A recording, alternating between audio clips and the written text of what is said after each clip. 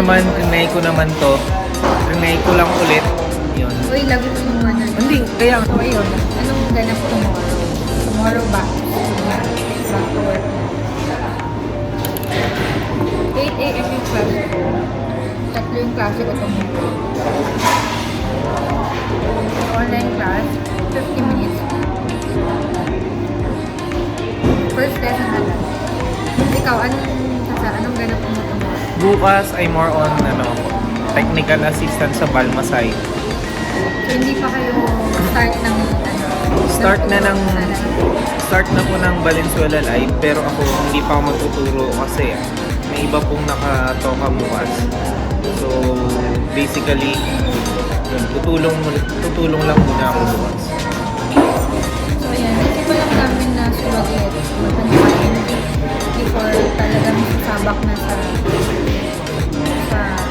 usapan, sa back to work na.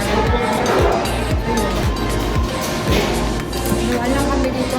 Kumbaga ilang minutes na mamaya uwi na rin kami.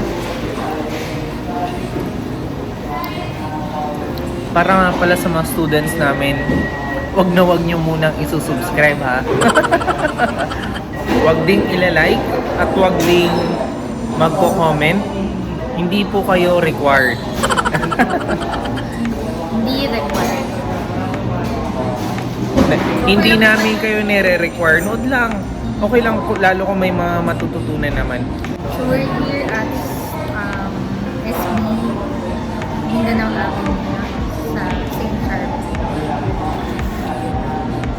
So pagka dito din tayo. Hindi naman tayo madalas dito, pero Wala lang, kapag gusto lang mag-relax lalo kung medyo maiba yung stressed ka. Or maiba yung kapag sa SM mandami lang. Dito madami. Pwede mag-dine, pero ayan meron kami social distancing na malapit lang para lang sa Lumalapit lang siya para sa akin.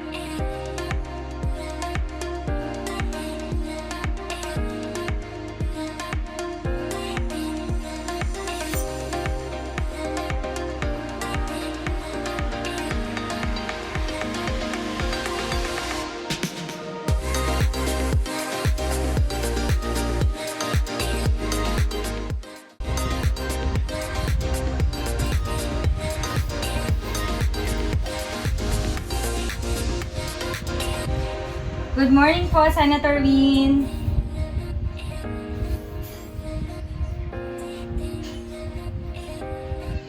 Thank you so much po, Senator. Good morning po, sir. Yes po, this is ICT 7 class po.